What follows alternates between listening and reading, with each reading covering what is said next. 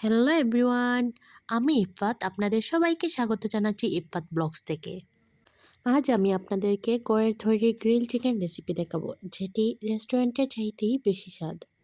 আমি এখানে 2 কেজি পরিমাণ একটি চিকেন নিয়েছি।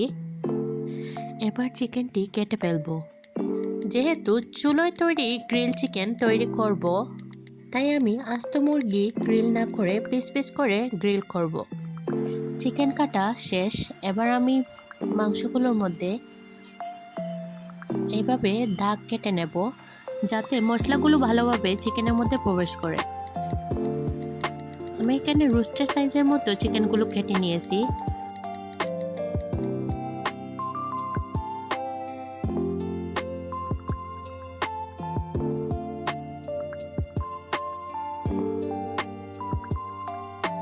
বাসাতে টক দই না থাকার কারণে আমি এখানে নিয়েছি 3 টেবিল চামচ গুঁড়ো দুধ, একটি লেবু,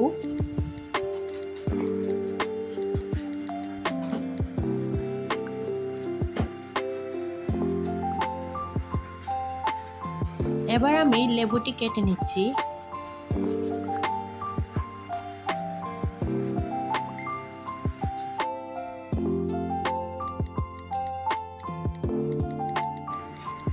লেবুটির পুরো রস দিয়ে দেব।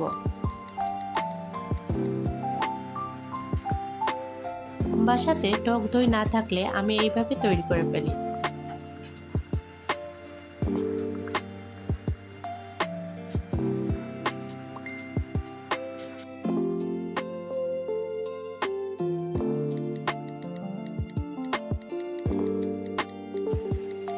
দিয়ে দিচ্ছি অল্প পরিমাণ ঘি।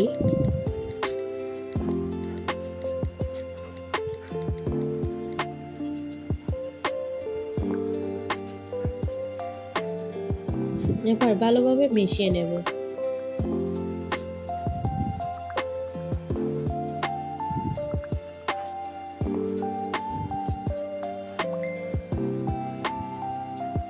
আমার টক দই তৈরি করা শেষ। চিকেনগুলো ভালোভাবে ধুয়ে নিয়েছি।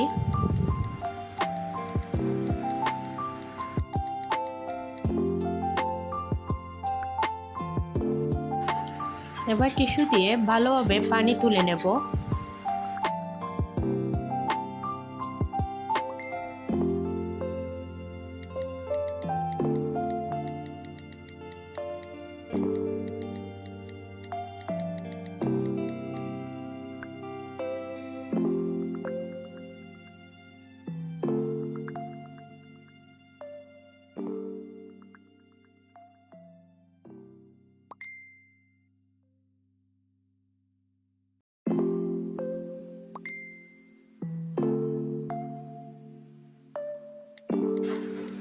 এবার দিয়ে দিচ্ছি 1/4 কাপ পেঁয়াজ বাটা। যে টক দই তৈরি করেছিলাম পুরোটা টক দই দিয়ে দিচ্ছি। এখানে 1/4 কাপের মতো আছে।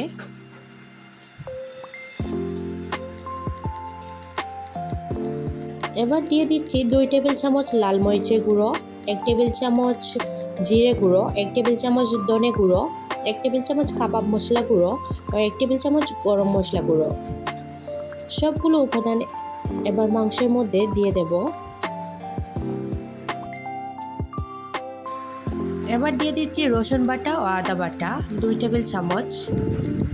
দিয়ে দিচ্ছি 1 টেবিল চামচ আমের আচার। আপনারা এখানে আমের আচারের পরিবর্তে জলপাইয়ের আচারও ব্যবহার করতে পারেন। দিয়ে দিচ্ছি 1 টেবিল চামচ অরেঞ্জ জেলি,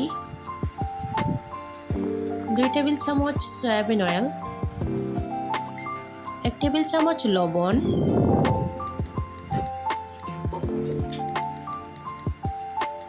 2 টেবিল চামচ টমেটো সস, দিয়ে দিচ্ছি ফুড কালার।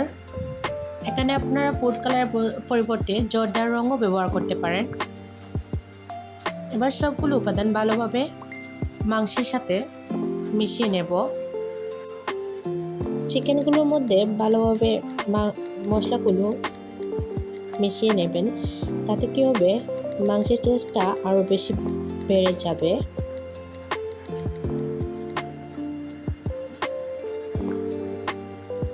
এবার আমি 4 ঘন্টার জন্য ম্যারিনেট করে রেখে দেব। হাতে সময় কম থাকলে কমপক্ষে 2 ঘন্টার জন্য ম্যারিনেট করে রেখে দিতে পারেন।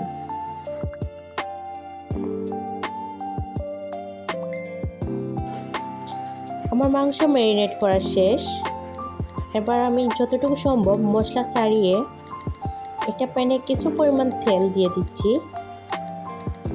এবার মাংসগুলো দিয়ে দেব। দেখতে পাচ্ছেন খুবই অল্প পরিমাণ তেল দিয়েছি আমি এখানে। এটাকে আমি ফুল হিটে 2-3 মিনিটের মতো ভাজবো, যাতে গ্রিলের মতো পুরো ভাব আসে।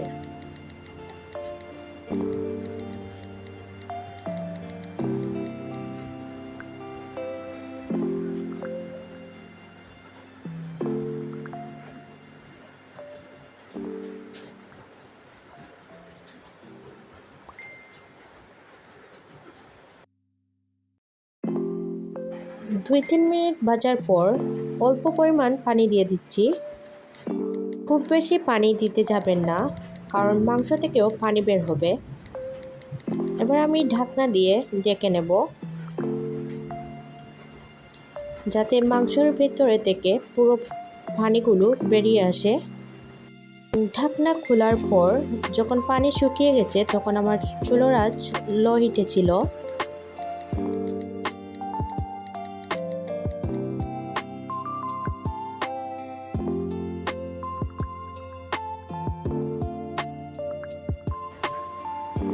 এরকম উল্টে পাল্টে আমি মিডিয়াম আঁচে কয়েক মিনিট ভেজে নামিয়ে নেব।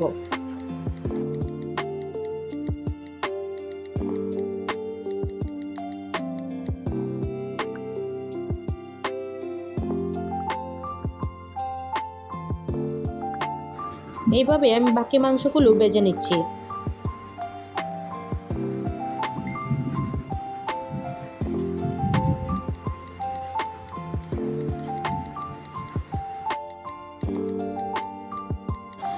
গ্রিল সস তৈরি করার জন্য অবশিষ্ট মশলাগুলো আমি ভালোভাবে কষিয়ে নিচ্ছি।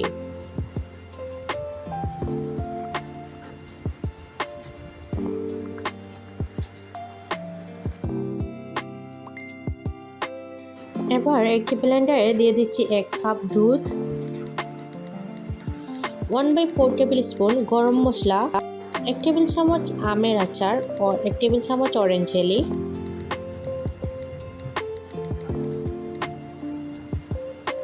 স্বাদমতো লবণ,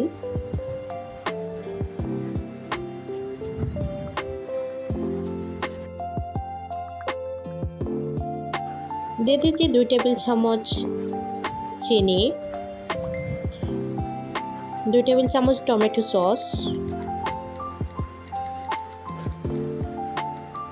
আমি এখানে 1 কাপ দুধের সাথে 1.5 কাপ সয়াবিন অয়েল ব্যবহার করব। খুবই অল্প পরিমাণ দিয়ে ব্লেন্ড করে নিচ্ছি। এভাবে এখানে আমি অল্প অল্প করে তেল দিয়ে 7 থেকে 8 বার ব্লেন্ড করে নিয়েছিলাম।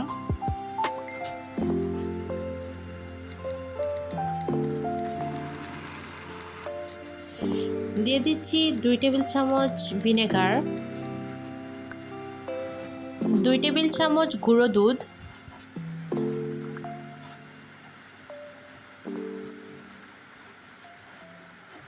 দিয়ে দিচ্ছি 2 টেবিল চামচ গ্রিল মশলা, যে গ্রিল মশলা আগে আমি কষিয়ে নিয়েছিলাম।